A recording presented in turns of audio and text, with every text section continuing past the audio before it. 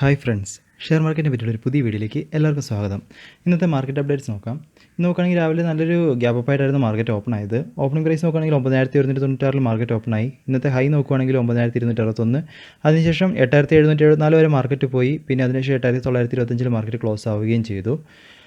അപ്പോൾ ഇന്നത്തെ മാർക്കറ്റ് നോക്കുകയാണെങ്കിൽ രാവിലെ ഒരു നല്ലൊരു പോസിറ്റീവായിട്ടുള്ളൊരു ഓപ്പണിംഗ് ആയിരുന്നു മാർക്കറ്റ് ഉണ്ടായിരുന്നത്. എന്നുവെച്ചാൽ ഗ്ലോബൽ മാർക്കറ്റിൽ നിന്നുള്ളൊരു സപ്പോർട്ടായിരുന്നു മെയിൻ റീസൺ. SGX നിഫ്റ്റി ഒക്കെ നോക്കുകയാണെങ്കിൽ രാവിലെ നല്ലൊരു പോസിറ്റീവിലായിരുന്നു നിന്നിട്ടുണ്ടായിരുന്നത്. അതുപോലെ തന്നെ ഏഷ്യൻ മാർക്കറ്റ് പൊതുവേ ഒരു പോസിറ്റീവായിട്ടായിരുന്നു നിന്നിരുന്നത്. അപ്പോൾ ഇന്ത്യൻ മാർക്കറ്റ് അതേപോലെ അതിനെ തുടർന്ന് പോസിറ്റീവായിട്ട് തന്നെയായിരുന്നു ഓപ്പണിംഗ് ഒക്കെ ആയത്. പക്ഷേ അതിനുശേഷം നോക്കുകയാണെങ്കിൽ ഒരു ഉച്ച വരെ ഒരു സൈഡ് വേയിലായിരുന്നു മാർക്കറ്റ് പോയിക്കൊണ്ടിരുന്നത്. പക്ഷേ ഉച്ചയ്ക്ക് ശേഷം നോക്കുകയാണെങ്കിൽ യൂറോപ്യൻ മാർക്കറ്റ് ഓപ്പൺ ആയതിനു ശേഷം യൂറോപ്യൻ മാർക്കറ്റ് ഇന്ന് ഡൗണിലാണ് കണ്ടത്. അതേ തുടർന്ന് ഇന്ത്യൻ മാർക്കറ്റും ഡൗണിലാണ് പോയത്. അതിൻ്റെ ഒരു പ്രതിഫലനം ഇന്ത്യൻ മാർക്കറ്റിലും കണ്ടു. ഒരു ഡൗണിൽ പോയിട്ട് 9000 താഴെ 8950 താഴെയാണ് മാർക്കറ്റ് ഇപ്പോൾ ക്ലോസ് ആയിരിക്കുന്നത്. അപ്പോൾ നമുക്ക് ഇന്നത്തെ മാർക്കറ്റ് നോക്കുവാണെങ്കിൽ ആകെപ്പാടെ ഇന്ന് നന്നായിട്ട് പെർഫോം ചെയ്തതെന്ന് പറഞ്ഞു കഴിഞ്ഞാൽ FMCG സെക്ടറിലുള്ള സ്റ്റോക്കുകളായിരുന്നു നല്ല പെർഫോം ചെയ്തത്. അതിൻ്റെ ഒരു മൂവ് ആയിരുന്നു ഇന്ന് ഇന്ത്യൻ മാർക്കറ്റിലും കണ്ടത്. പക്ഷേ ഇന്ന് ബാങ്കിങ് സെക്ടറും ഓട്ടോ സെക്ടറൊക്കെ നോക്കുവാണെങ്കിൽ നല്ല സ്ട്രഗിൾ ചെയ്യുമായിരുന്നു ഇന്ന് ഈ സെക്ടറുകളെല്ലാം. ബാങ്കിങ്, ഓട്ടോ, അതുപോലെ തന്നെ ഫിനാൻഷ്യൽ സർവീസ് സെക്ടറുകളെല്ലാം തന്നെ നന്നായിട്ട് സ്ട്രഗിൾ ചെയ്യുന്നുണ്ടായിരുന്നു ഇന്നത്തെ മാർക്കറ്റിൽ.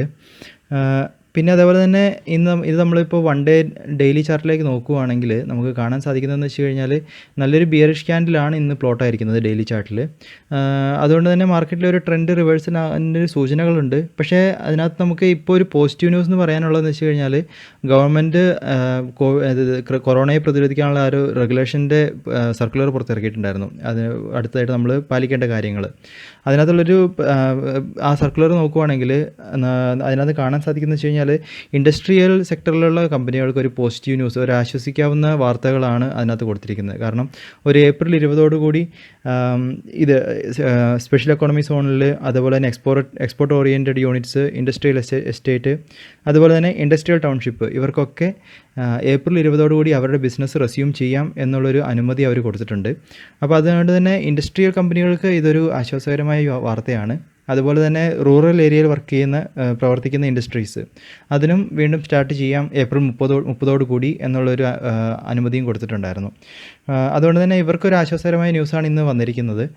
അതുപോലെ തന്നെ ഇത് ബാക്കി സിനിമ തിയേറ്റർ, മോൾ, അങ്ങനെ അതേപോലെ തന്നെ ഫ്ലൈറ്റ് സർവീസസ്, ഇങ്ങനത്തെയൊക്കെ നോക്കുവാണെങ്കിൽ അവർക്ക് ലോക്ക്ഡൗൺ തീരുന്നത് വരെ അവരുടെ സർവീസുകൾ നിർത്തണമെന്നാണ് പറഞ്ഞിരിക്കുന്നത്. അതുകൊണ്ട് തന്നെ ഇൻഡസ്ട്രിയൽ സെക്ടറിനൊരു പോസിറ്റീവ് ന്യൂസാണ്. പക്ഷേ ബാക്കിയുള്ള സെക്ടറുകളെ സംബന്ധിച്ചിടത്തോളം ഇപ്പോൾ നമ്മുടെ ഇത് റിയൽ എസ്റ്റേറ്റ്, സിനിമ, ബാക്കിയുള്ള സെക്ടറുകളൊക്കെ നോക്കുവാണെങ്കിൽ അവർക്ക് ഇനിയും ലോക്ക്ഡൗൺ വരെ തീരുന്നവരെ വെയിറ്റ് ചെയ്യേണ്ടിയിരിക്കുന്നു. അപ്പോൾ അതുകൊണ്ട് തന്നെ ഇതിൻ്റെ ഒരു പ്രതിഫലനം നാളത്തെ മാർക്കറ്റിൽ നമുക്ക് പ്രതീക്ഷിക്കാം. അതുകൊണ്ട് തന്നെ ഇൻഡസ്ട്രിയൽ സ്റ്റോക്സ് ഒക്കെ ഒന്ന് വാച്ച് ചെയ്യുക, നാളെ എങ്ങനെയാണത് പെർഫോം ചെയ്യുന്നതെന്ന്. പിന്നെ അടുത്ത പ്രധാനപ്പെട്ട ന്യൂസുകൾ നോക്കുവാണെങ്കിൽ ഇന്നത്തെ യൂറോപ്യൻ മാർക്കറ്റ് നമ്മൾ ഡൗൺ ആണെന്ന് കണ്ടു. ഏകദേശം ഒരു 2% ഡൗൺ ആണ് ഇന്ന് യൂറോപ്യൻ മാർക്കറ്റിലും കാണുന്നത്. SGX നിഫ്റ്റി ബോർഡറിലാണ് ഇപ്പോൾ നിൽക്കുന്നത്, പോസിറ്റീവായിട്ട് മാറി നിൽക്കുന്നു. അതുകൊണ്ട് തന്നെ ഇത് ക്ലോസ് ആയിട്ട് വാച്ച് ചെയ്തുകൊണ്ടിരിക്കുക. നാളത്തെ ട്രേഡിങ്ങിനൊക്കെ എടുക്കുന്നവരുണ്ടെങ്കിൽ നാളത്തെ ഒരു മാർക്കറ്റിനെയും വാച്ച് ചെയ്യുക, എങ്ങനെയാണത് പെർഫോം ചെയ്യുന്നതെന്ന്.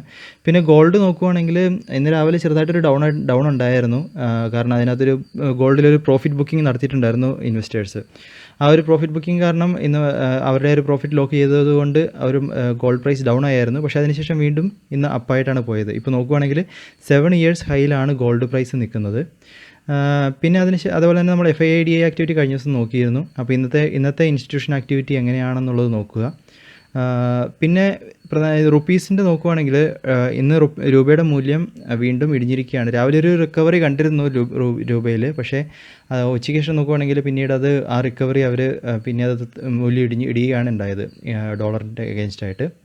ഇനി നമ്മൾ ഗ്ലോബൽ ലെവലിലെ മാർക്കറ്റ് നോക്കുവാണെങ്കിൽ നമ്മൾ കഴിഞ്ഞ ദിവസം കണ്ട ഒരു പ്രധാനപ്പെട്ട ന്യൂസായിരുന്നു US ഗവൺമെൻറ് അല്ലെങ്കിൽ ഫെഡറൽ റിസർവ് അവർ ഒരു $2.2 ട്രില്യൺ ഒരു സ്റ്റിമുലസ് പാക്കേജ്, വളരെ മാസീവായിട്ടുള്ളൊരു സ്റ്റിമുലസ് പാക്കേജ് അവർ എക്കോണമിയിലേക്ക് കൊടുക്കുന്നു, ഇൻഫ്യൂസ് ചെയ്യുന്നു എന്നുള്ളൊരു ന്യൂസ്. അമേരിക്കൻ മാർക്കറ്റിനെയൊക്കെ നല്ല രീതിയിൽ അല്ലെങ്കിൽ തിരിച്ചു കൊണ്ടുവന്ന ഒരു ന്യൂസായിരുന്നു ഈ ഒരു അനൗൺസ്മെൻറ്റ്. പക്ഷേ അതിനകത്ത് ഇപ്പോൾ വന്നിരിക്കുന്നൊരു പ്രധാനപ്പെട്ട ഒരു അപ്ഡേറ്റ് എന്ന് വെച്ച് കഴിഞ്ഞാൽ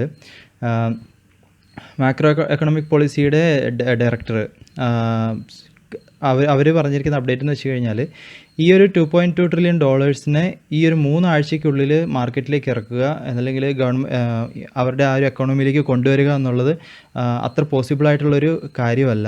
അതിനുള്ളൊരു മെക്കാനിസം അവർക്കിപ്പം അവരുടെ കയ്യിലില്ല. കാരണം അവർക്ക് ആ ഒരു കൊറോണയെ പ്രതിരോധിക്കുന്നതിലെല്ലാം ആയിട്ട്.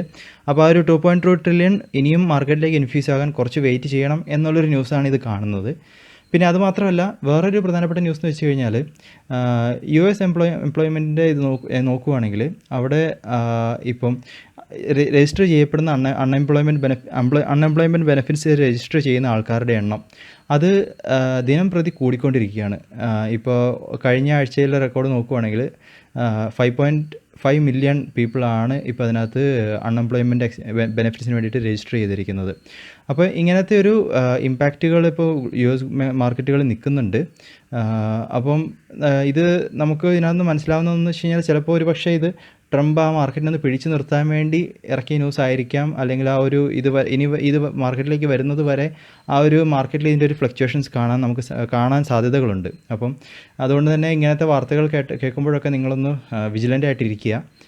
കാരണം മാർക്കറ്റിനെ പിടിച്ചു നിർത്താനുള്ള ഒരു ന്യൂസായിട്ട് ചിലപ്പോൾ ഇങ്ങനത്തെ ന്യൂസുകൾ വരാൻ സാധ്യതകളുണ്ട്. പിന്നെ ഇന്നത്തെ യൂറോപ്യൻ മാർക്കറ്റ് ഡൗൺ ആകാനുള്ള ഒരു മെയിൻ റീസൺ എന്ന് വെച്ച് കഴിഞ്ഞാൽ ഇൻ്റർനാഷണൽ മോണിറ്ററി ഫണ്ട് അവിടുന്ന് ഒരു അനൗൺസ്മെൻറ്റ് കൊടുത്തിട്ടുണ്ടായിരുന്നു.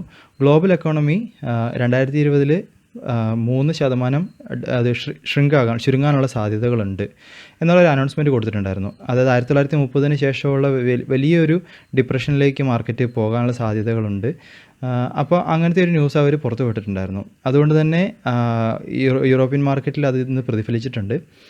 അതുപോലെ തന്നെ അവർ വേറൊരു അപ്ഡേറ്റ് കൊടുത്തതെന്ന് വെച്ച് കഴിഞ്ഞാൽ ഇന്ത്യയുടെ GDP ഗ്രോത്ത് IMF 1.9% കുറച്ചിട്ടുണ്ട്. അത് 2020 1.9% ആയിരിക്കും. അപ്പോൾ നമ്മൾ ഇതിനു മുമ്പ് പ്രൊജക്റ്റ് ചെയ്ത GDP ഗ്രോത്ത് ഒന്നും നമുക്ക് എഫക്റ്റീവ് ആവത്തില്ല. ഈ ഒരു റേഞ്ച് ഇതിലായിരിക്കും എന്നുള്ളൊരു പ്രഡിക്ഷൻ അവർ കൊടുത്തിട്ടുണ്ടായിരുന്നു. പിന്നെ അതുപോലെ തന്നെ ഇന്ത്യക്ക് മാത്രമല്ല, അവർ പല കൺട്രീസിനും ഇപ്പോൾ ഇവർ അനൗൺസ് ചെയ്ത അവരുടെ ഒരു മൊത്തമായിട്ടുള്ള ഒരു റെക്കോർഡാണിത്. 2020 2021 അവരുടെ ഒരു പ്രൊജക്ഷൻസ് IMF പ്രൊജക്റ്റ് ചെയ്യുന്ന GDP ഗ്രോത്ത് ഓരോ കൺട്രി വൈസ് ഇവർ കൊടുത്തിട്ടുണ്ട്. അപ്പോൾ ഇന്ത്യയുടെ നോക്കുകയാണെങ്കിൽ 2020 1.9%, പിന്നെ അതിനുശേഷം 2021 7.4 ആണ് ഇപ്പോൾ കൊടുത്തിരിക്കുന്നത്. അപ്പോൾ ഇതൊന്ന് നിങ്ങൾ ഈ ഒരു ഡാറ്റ ഞാനത് ടെലഗ്രാമിൽ ഷെയർ ചെയ്യാവുന്നതാണ്. അപ്പം ഈ ന്യൂസുകളൊക്കെ നിങ്ങൾ കണ്ടിന്യൂസ് ആയിട്ട് ഫോളോ ചെയ്യുക. പിന്നെ അടുത്ത പ്രധാനപ്പെട്ട ഒരു ന്യൂസ് നോക്കുകയാണെങ്കിൽ ഓയിൽ പ്രൈസ് വീണ്ടും ഇന്ന് ഡൗൺ ആയിരുന്നു. അതിനുള്ള പ്രധാന കാരണം എന്ന് വെച്ച് കഴിഞ്ഞാൽ ഒന്ന് IMF കൊടുത്ത ആ ഒരു റിസഷൻ്റെ ഒരു വാർണിംഗ് ആണ്. പിന്നെ അടുത്തതെന്ന് വെച്ച് കഴിഞ്ഞാൽ ഇപ്പോൾ ലോക്ക്ഡൗൺ എക്സ്റ്റെൻഡ് ആയതുകൊണ്ട് തന്നെ ആ ഒരു ഡിമാൻഡിലുണ്ടാകുന്ന കുറവുകൾ, അങ്ങനത്തെ ഓരോ കാരണങ്ങൾ കൊണ്ടാണ് ഓയിൽ പ്രൈസ് വീണ്ടും ഡൗൺ ആയത്. പക്ഷേ ഇന്ന് രാവിലെ ചെറിയൊരു പോസിറ്റീവായിട്ടുള്ള ഒരു ഗെയിനൊക്കെ ഉണ്ടായിരുന്നു. കാരണം ഇപ്പോൾ ഇങ്ങനത്തെ ഒരു ലോക്ക്ഡൗണൊക്കെ തീരാൻ പോകുന്ന സാഹചര്യത്തിൽ ഇങ്ങനെ ഓയിൽ പ്രൈസൊക്കെ ഡൗൺ ആയിട്ട് നിൽക്കുന്നത് കൊണ്ട് ഓരോ കൺട്രീസും ഒരു പക്ഷേ ഓയിലിനെയൊക്കെ സ്റ്റോറേജ് ചെയ്യാനുള്ള സാധ്യതകളുണ്ട് എന്നുള്ളൊരു അങ്ങനത്തെ ഒരു അനുമാനത്തിൽ ആ ഒരു പ്രൈസ് ഇൻക്രീസ് ആയിരുന്നു. പക്ഷേ അതിനുശേഷം അത് വീണ്ടും ഡൗൺ ആവുകയാണ് ഉണ്ടായത്. പിന്നെ അതുപോലെ തന്നെ റുപ്പീസിന് നമ്മളിത് കണ്ടു. പിന്നെ അടുത്തതെന്ന് വെച്ച് കഴിഞ്ഞാൽ ഇന്ന് വന്ന അനൗൺസ്മെൻറ്റ്സ് ആണ്. ഇതിനകത്ത് നോക്കുകയാണെങ്കിൽ വിപ്രോയുടെ അവരുടെ ഒരു മാർച്ച് ക്വാർട്ടറിൻ്റെ റിസൾട്ട്സ് പുറത്തു വിട്ടിട്ടുണ്ടായിരുന്നു. അവരുടെ ഓവറോൾ പ്രോഫിറ്റിൽ 5% കുറവാണ് ഉണ്ടായിരിക്കുന്നത്. ഇപ്പോൾ അവരുടെ ഒരു പ്രോഫിറ്റ് നോക്കുകയാണെങ്കിലും അവരുടെ IT സർവീസസിൻ്റെ പ്രോഫിറ്റ് നോക്കുകയാണെങ്കിൽ ഒരു മാർജിനലായിട്ടുള്ള പ്രോഫിറ്റ്, അതായത് 1.3% ഒരു ഗ്രോത്ത് മാത്രമാണ് ഇപ്പോൾ കാണുന്നത്. അപ്പം ഇപ്പോൾ വിപ്രോയുടെ വന്നു. ഇനിയിപ്പോൾ ഇതേപോലെ തന്നെ ഓരോ കമ്പനികൾ അവരുടെ റിസൾട്ട്സ് അനൗൺസ് ചെയ്യും. അപ്പോൾ നിങ്ങളിത് ട്രാക്ക് ചെയ്തുകൊണ്ടിരിക്കുക. അപ്പോൾ വിപ്രോയുടെ സ്റ്റോക്കുകൾ കൈവച്ചിട്ടുള്ളവരുണ്ടെങ്കിൽ ഈ ന്യൂസ് ഒന്ന് വാച്ച് ചെയ്യുക. അടുത്തതെന്ന് വെച്ച് കഴിഞ്ഞാൽ L&T നമ്മൾ കഴിഞ്ഞ ഒരു 3-4 ദിവസങ്ങളിലായിട്ട് ന്യൂസുകളിൽ കണ്ടുകൊണ്ടിരിക്കുന്ന ഒന്നാണ് L&T. അപ്പോൾ L&T കുറേ സ്റ്റോക്കുകൾ, കുറേ പ്രോജക്റ്റുകൾ അവർ പിടിച്ചതായിട്ട് നമ്മൾ കണ്ടിരുന്നു. അപ്പോൾ ഇന്നും അവർക്കൊരു പുതിയ 2 കോൺട്രാക്റ്റുകൾ അവർ നേടിയിട്ടുണ്ട് ഉത്തർപ്രദേശിൽ. അപ്പം ഈ ഒരു ന്യൂസ് കാരണം L&Tയുടെ ഷെയർസ് ഇന്ന് വീണ്ടും അപ്പായിരുന്നു. അപ്പോൾ നിങ്ങൾ ഈ ഒരു സ്റ്റോക്ക് വീണ്ടും നിങ്ങളുടെ ഒരു റഡാറിലേക്ക് കൊണ്ടുവരിക. അടുത്തതെന്ന് വെച്ച് കഴിഞ്ഞാൽ TCS ആണ്. TCSനും ഒരു പോസിറ്റീവ് ന്യൂസ് ഉണ്ട്. അവർ ഇസ്രായേലിലെ ഒരു ഡിജിറ്റൽ ബാങ്കിങ്ങിനുള്ള ഒരു ഇതായിട്ട് പാർട്ട്ണർഷിപ്പ് വെച്ചിട്ടുണ്ട്. അത് അവർക്കൊരു പോസിറ്റീവ് ന്യൂസ് ആയിരുന്നു. പിന്നെ വേറൊരു പ്രധാനപ്പെട്ട അപ്ഡേറ്റ് എന്ന് വെച്ച് കഴിഞ്ഞാൽ രാകേഷ് ജുൻജുൻവാല മാർച്ച് ക്വാർട്ടറിൽ ടൈറ്റാൻ്റെ 1.3 crore ഷെയർസ് സെയിൽ ചെയ്തിട്ടുണ്ടായിരുന്നു. ജുൻജുൻവാലയും ജുൻജുൻവാലേൻ്റെ വൈഫും. അപ്പം അവർ രണ്ടുപേരും കൂടി ചേർന്നിട്ട് ഏകദേശം 5.53% ഷെയർസ് ടൈറ്റാനിൽ നിന്ന് എടുത്ത് വിറ്റിട്ടുണ്ടായിരുന്നു.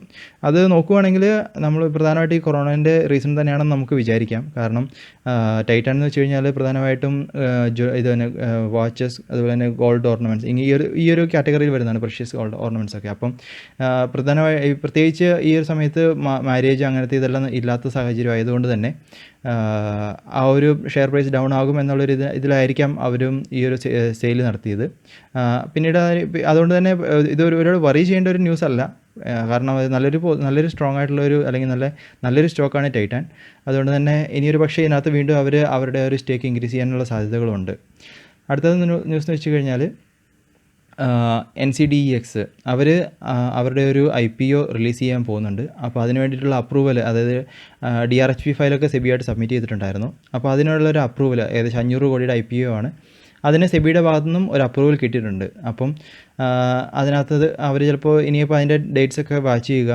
അപ്പോൾ ഓരോ ലോട്ട് സൈസും, പിന്നെ അതിനുശേഷം എന്നാണ് IPO ലിസ്റ്റ് ആവാൻ പോകുന്നത്. അതുപോലെ തന്നെ ഈ ഒരു IPOനെ കുറിച്ച് കൂടുതൽ അറിയണമെന്നുണ്ടെങ്കിൽ സെബിയുടെ വെബ്സൈറ്റിൽ ഇവരുടെ ഈ NCDEXൻ്റെ DRHP ഫയൽ നമുക്ക് കാണാൻ പറ്റുന്നതാണ്. അതിനകത്ത് അവരുടെ ഫിനാൻഷ്യൽ സ്റ്റേറ്റ്മെൻറ്റും ബിസിനസ്സിനെ കുറിച്ചും ഫുൾ ഡീറ്റെയിൽസ് അതിനകത്തുണ്ടാവും. അപ്പോൾ താല്പര്യമുള്ളവരുണ്ടെങ്കിൽ തീർച്ചയായിട്ടും ആ ഒരു സെബിയുടെ വെബ്സൈറ്റിൽ പോവുക, DRHP ഫയൽ വാച്ച് ചെയ്യുക. അതിനകത്തൊന്ന് അനലൈസ് ചെയ്ത് കഴിഞ്ഞാൽ ഫിനാൻഷ്യൽ സെക്ടറൊക്കെ നോക്കുവാണെങ്കിൽ നമുക്ക് ഇതിനെക്കുറിച്ച് കൂടുതലായിട്ട് അറിയാൻ സാധിക്കും. ഇതൊക്കെയാണ് ഇന്നത്തെ പ്രധാന അപ്ഡേറ്റുകൾ. ഇനി അടുത്തതെന്ന് വെച്ച് കഴിഞ്ഞാൽ ഇപ്പം ചൈനയിൽ അവരുടെ ആ ഒരു എക്കോണമീനെ തിരിച്ചു കൊണ്ടുവരാനായിട്ട് അവർ മീഡിയം ടൈം ബോറോവിങ് കോസ്റ്റിനെ ഒരു 20 BPSൻ്റെ കട്ട് കൊടുത്തിട്ടുണ്ടായിരുന്നു, ഈ ഒരു കൊറോണയുടെ ആ ഒരു ഇഫക്റ്റിൽ നിന്നൊക്കെ ഇക്കോണമീനെ തിരിച്ചു കൊണ്ടുവരാനായിട്ട്. അപ്പോൾ ഇങ്ങനെ ഓരോ ഗവൺമെൻറ്റും അല്ലെങ്കിൽ ഓരോ രാജ്യങ്ങളും അവരുടെ ആ ഒരു എക്കോണമീനെ തിരിച്ചു കൊണ്ടുവരാനായിട്ട് കൊണ്ടുവരുന്ന ഓരോ മാർഗ്ഗങ്ങൾ, അതുപോലെ തന്നെ അതിനുള്ള പുതുതായിട്ട് കൊണ്ടുവരുന്ന ഓരോ നിയന്ത്രണങ്ങളൊക്കെ വാച്ച് ചെയ്യുക. അതുപോലെ തന്നെ ഇങ്ങനെ ഇവർ വരുന്ന അനൗൺസ്മെൻറ്റ്സിലും നിങ്ങൾ കുറച്ച് അലേർട്ടായിരിക്കുക. കാരണം ഇപ്പോൾ നമ്മൾ കണ്ടു ഒരു US ഗവൺമെൻറ്റിൻ്റെ സ്റ്റിമുലസ് പാക്കേജിൻ്റെ ന്യൂസ് നമ്മൾ കണ്ടു. അപ്പം അതേപോലത്തെ വരുന്ന ന്യൂസുകളും നിങ്ങളൊന്ന് വാച്ച് ചെയ്യുക. എത്രമാത്രം ഫലവത്താവും എന്നുള്ളത് നിങ്ങൾ നോക്കുക. തീർച്ചയായിട്ടും നിങ്ങൾ ഭയപ്പെടേണ്ട കാര്യങ്ങളൊന്നുമില്ല. മാർക്കറ്റ് തീർച്ചയായിട്ടും തിരിച്ചു വരും. പക്ഷേ ഒരേ ഒരു ചോദ്യം മാത്രമേ ബാക്കിയുള്ളൂ, എപ്പോൾ തിരിച്ചു വരും എന്നുള്ളൊരു ക്വസ്റ്റ്യൻ മാത്രമേ നമ്മുടെ മുമ്പിൽ നിൽക്കുന്നുള്ളൂ. അപ്പോൾ നമ്മൾ നല്ലൊരു സ്റ്റിമുലസ് പാക്കേജ്, അതുപോലെ തന്നെ നല്ലതായിട്ടുള്ള റെഗുലേഷൻസ് ഒക്കെ കൊണ്ടുവരികയാണെങ്കിൽ തീർച്ചയായിട്ടും 2-3 വർഷത്തിനുള്ളിൽ തന്നെ നമുക്ക് മാർക്കറ്റിനെ പഴയൊരവസ്ഥയിലേക്ക് കൊണ്ടുവരാൻ സാധിക്കുമെന്ന് പ്രതീക്ഷിക്കാം. അതുകൊണ്ട് തന്നെ നിങ്ങളൊരു ഇൻവെസ്റ്റ്മെൻറ്റ് ഇറങ്ങുമ്പോഴൊക്കെയും നിങ്ങളൊരു ലോങ് ടൈം വിഷനോട് കൂടി തന്നെ വേണം ഈ ഒരു സമയത്ത് മാർക്കറ്റിലേക്ക് ഇറങ്ങാനായിട്ട്. അതുകൊണ്ട് തന്നെ നിങ്ങൾ ഇൻവെസ്റ്റ് ചെയ്യുന്ന ക്യാഷും ലോങ് ടൈം വിഷനോട് കൂടിയുള്ളതായിരിക്കണം. പിന്നെ പ്രധാനമായിട്ടെന്ന് വെച്ച് കഴിഞ്ഞാൽ ഈ ഒരു സമയത്ത് നിങ്ങൾ ഒരുപാട് ന്യൂസുകൾ കേട്ട് നിങ്ങൾ തന്നെ കൺഫ്യൂസ്ഡ് ആകാതിരിക്കുക. നിങ്ങൾക്ക് നിങ്ങളുടെ കുറിച്ചുള്ളൊരു പ്ലാനും അതുപോലെ തന്നെ നല്ല മൂല്യമുള്ള സ്റ്റോക്കുകളിലുള്ളൊരു ഇൻവെസ്റ്റ്മെൻറ്റ്, അത് മാത്രം ഫോക്കസ് ചെയ്യുക. ഒരുപാട് ന്യൂസുകൾ കേട്ട് ഡൈവേർട്ട് ആകാതിരിക്കുക. കാരണം നമുക്ക് തന്നെ ഒരു ഡിസിഷൻ എടുക്കാൻ പറ്റാണ്ടാവും. അവസാനം മാർക്കറ്റിലേക്ക് ഇറങ്ങണോ വേണ്ടയോ എന്നുള്ളൊരു ഡിസിഷനിലേക്ക് പോകാൻ പറ്റാതിരിക്കും. അതുകൊണ്ട് തന്നെ ഇൻവെസ്റ്റ് ചെയ്യാൻ ആഗ്രഹിക്കുന്നവരുണ്ടെങ്കിൽ നേരത്തെ പറഞ്ഞതുപോലെ തന്നെ ഒരു 5%, 10% ആ ഒരു റേഞ്ചിൽ തന്നെയുള്ളൊരു ഇൻവെസ്റ്റ്മെൻറ്റ് ഫോളോ ചെയ്യുക. അതല്ല വെയിറ്റ് ഉള്ളവരാണെങ്കിൽ വെയിറ്റ് ചെയ്യുക. അപ്പോൾ ഇതൊക്കെയാണ് ഇന്നത്തെ പ്രധാന അപ്ഡേറ്റുകൾ. ഇനി നിങ്ങൾക്ക് ഈ ഒരു വീഡിയോ ഇഷ്ടപ്പെട്ട് കഴിഞ്ഞാൽ നിങ്ങളുടെ അഭിപ്രായങ്ങളൊക്കെ അറിയിക്കുക. പുതുതായിട്ട് എന്തെങ്കിലും ഇമ്പ്രൂവ്മെൻ്റ് ഒക്കെ വരുത്താനുണ്ടെങ്കിൽ തീർച്ചയായിട്ടും അതും അറിയിക്കുക. കൂടുതൽ വീഡിയോകളായിട്ട് നമുക്ക് കാണാം. അതുവരെ this is Tony signing off.